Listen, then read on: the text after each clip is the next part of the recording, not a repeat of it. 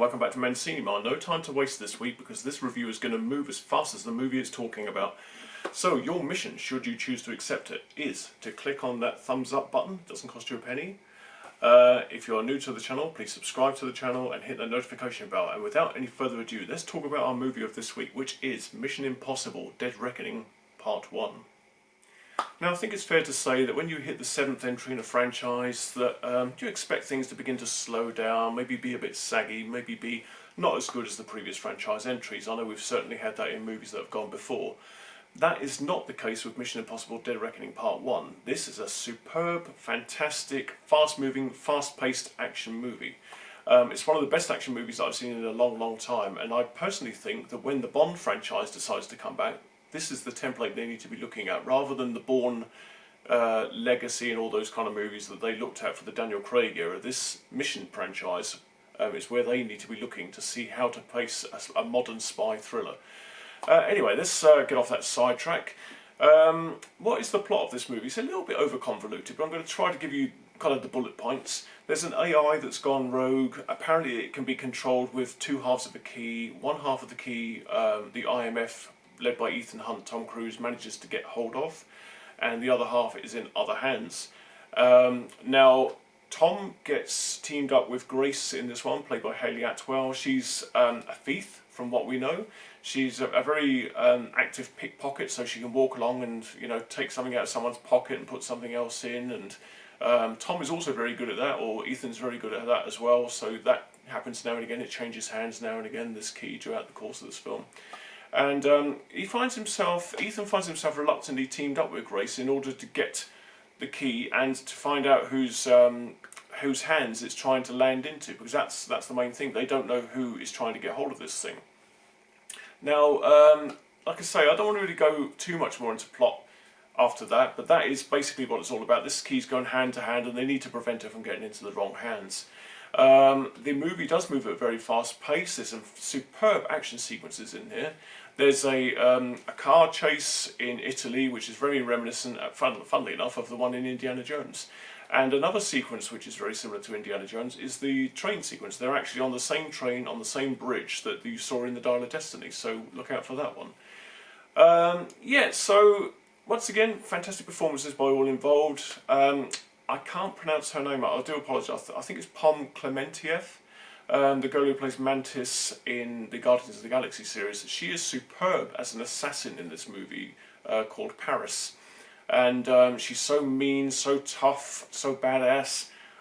Superb character, and whenever she shows up on screen, the action really boosts up again.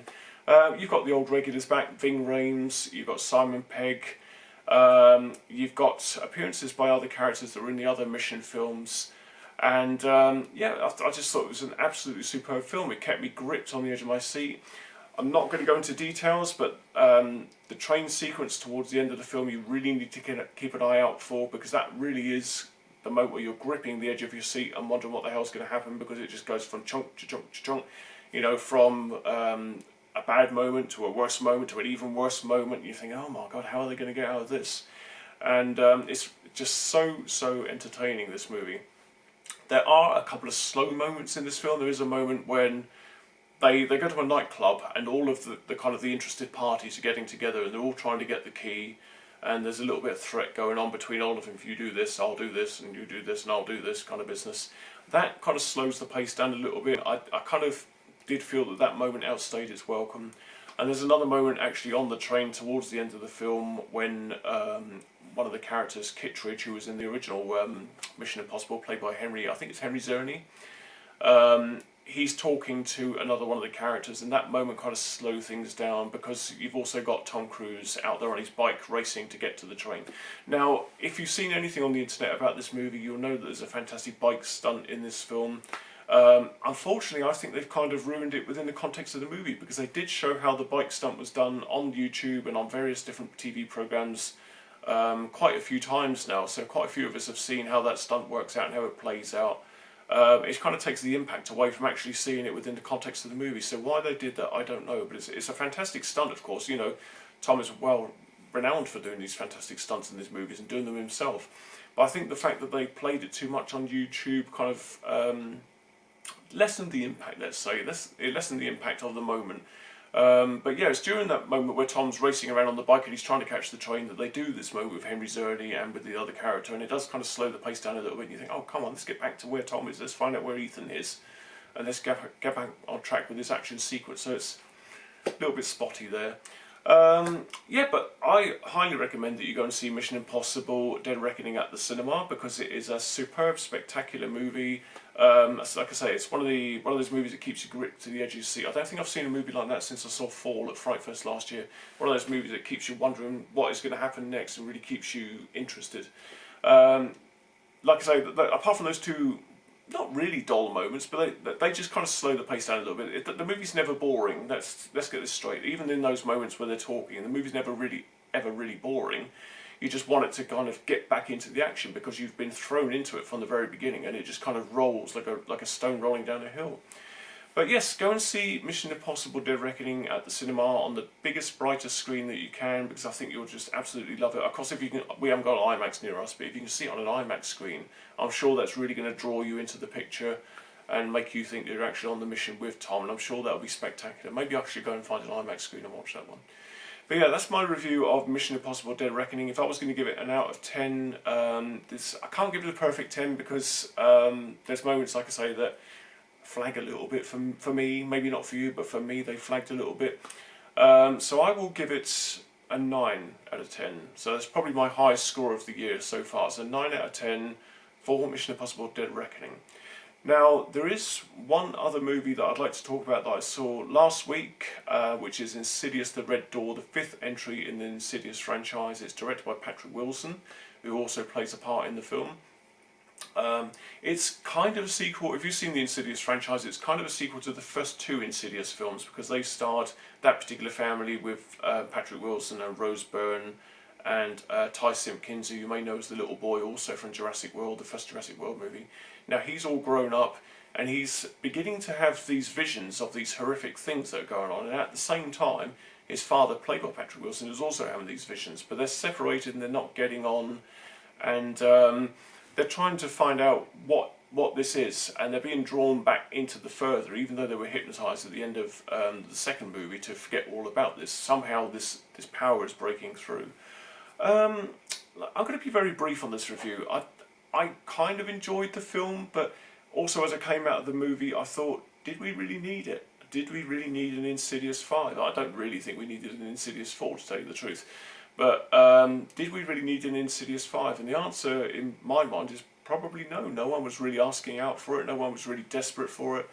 And this movie doesn't really add anything to the Insidious franchise. It's not a bad film. I mean, it's adequately directed by Patrick Wilson. It's his first movie that he's directed. He does a great job. All the performances are fantastic. The story's a little bit, a little bit meh, who cares kind of thing.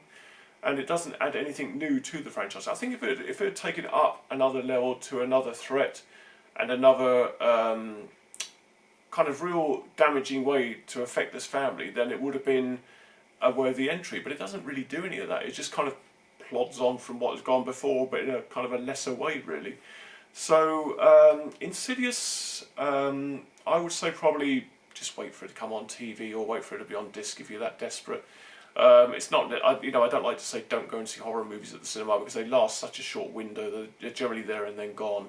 But yeah, Insidious, you don't really need to see that at the cinema, I'm afraid. I think it's for me it's possibly a 6.5 or 7 out of 10 as a rating. Like I say, it's not a bad film. It's just probably an unnecessary film, and it's not one that I would say that you'd need to rush out to the cinema to see.